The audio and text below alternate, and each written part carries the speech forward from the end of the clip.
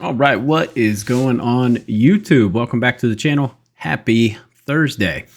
All right, so let's just rip the Band-Aid off. That was a terrible day yesterday. Recap, we went 1-6. Yes, 1-6. Love the reads, man. We had positive CLV on every single play except for Zubac over 12.5 rebounds. That one just stayed neutral pretty much. But we saw the line shift on Ja. No Karl Anthony Towns, no Goga, so they were out with injuries. That was kind of yesterday in general, just a ton of injuries and just shifted everything. But Walker Kessler, we got 11.5 rebounds. That line went to 12.5. Trace Jackson Davis, we had under 8.5 rebounds. That line shifted to 7.5. Minnesota with 12 points in the first quarter. Dude had 7 rebounds. So there was nothing we could do there. He ended up with 15. Minnesota shot horrendous.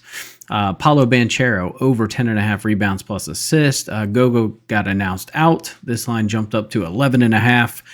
Ended up being just a ridiculous blowout. And then the play that I thought was surefire, Keontae George under 22.5 points. This was 19. This dropped all the way down to 19.5 points at tip-off. He ended up with 26. So weird night. It is what it is, but I'm going to give you guys 5 plays. This is early in the morning. We'll put out some more plays. Did put out a college basketball parlay that we hit in the Discord. A link is down below, free to join. We'll post some plays later today. Also posted 2 college parlays that I like today. But we're going to talk about this smaller card today, and then I will give you 5 best bets and a strong lean that I have, and we'll get you guys on your way. So first game on the card today, Phoenix Suns and the Washington Wizards. Wizards getting 10.5. Phoenix Suns completed a trade for Nick Richards from the Hornets, so he will be on the team today. Don't know if we'll see him play, although the report said he will start once he is acclimated to the team.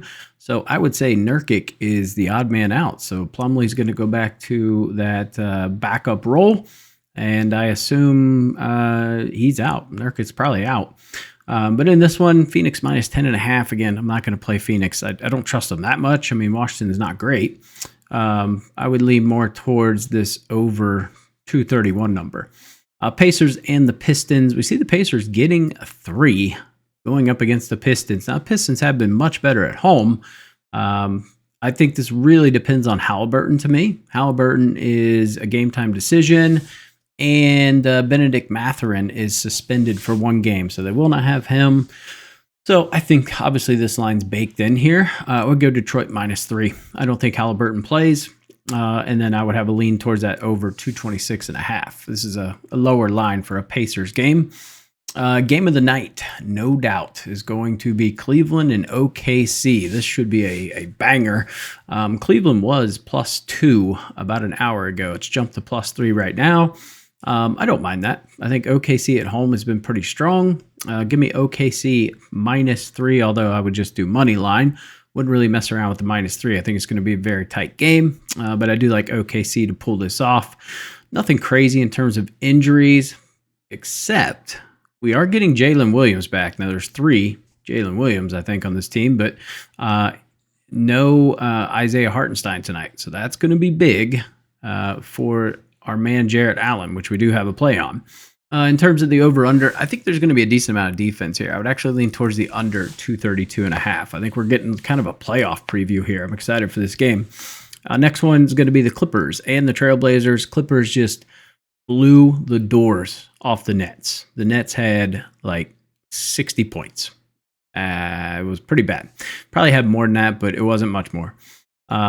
Clippers -6.5. No Kawhi Leonard. He will be resting today. Going up against the Trailblazers at home. A little stronger, but this is kind of a West Coast type deal. Both teams on the West Coast. I like the Clippers -6.5, even without Kawhi. This line feels a little light to me. It feels like it should be like 8.5. And then I would lean towards the under 221. Strong lean towards the under 221 in this game. Last game on the card is going to be the Rockets and the Kings. We see Houston getting 4, going up against Sacramento. That's a very interesting line there for sure. I'm not real sure how you don't take Houston +4. This is just a spot where they're just the better team overall. It's not like the Kings have been that dominant at home. So give me Houston +4 with a lean towards the over 225.5. But Houston +4 would be my favorite play in this one. All right, let's get into the picks and get you guys out of here. All right, Jared Allen, double-double. I love this spot. OKC is 26th in rebounds allowed to the center position.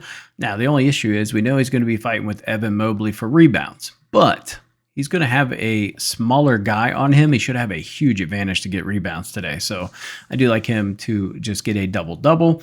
Rebound line's at 10.5. I don't mind if you want to just take his rebounds, but I think he's just going to have such a nice size advantage. He should be able to get 10 points for sure. Next one's going to be Alperen Sengun, under 10.5 rebounds for Houston. So he has never hit this line against the Kings. He's 0 for 10, and he's only hit this line in one of his last 7 games.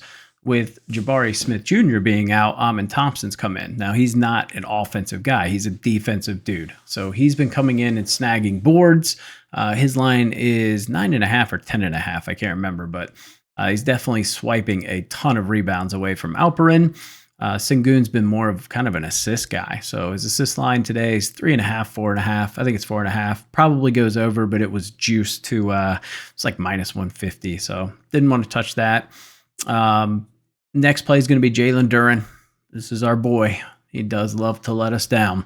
But I'm going to take his over 9.5 rebounds. We can get this at -110 on ESPN Bet right now. He is over this in 8 straight games versus Indy. So I love the spot for him, and he has absolutely destroyed them. He's gotten 10, 13, 14 rebounds against them. So we've got a really good hit rate here. So love that. If we look at Indy, they're 17th in rebounds to the center position. So it's not like they're killing it with lack of rebounds to the center position. And the next one's going to be Zubac, over 12.5 rebounds. He played 22 minutes last night, and he still got 9 boards. So I like him to go over today. I mean, this guy has been averaging 20-plus rebound chances over the last 10 games. There's been several games where he's gotten 30. I think he's going to get somewhere in the neighborhood of 25 tonight is my best guess.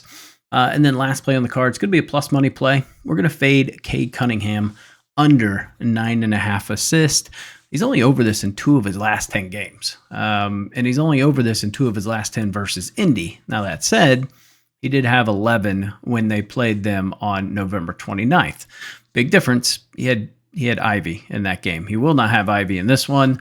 So I do like Cade Cunningham to go under 9.5 assists. I think he has a really good day scoring.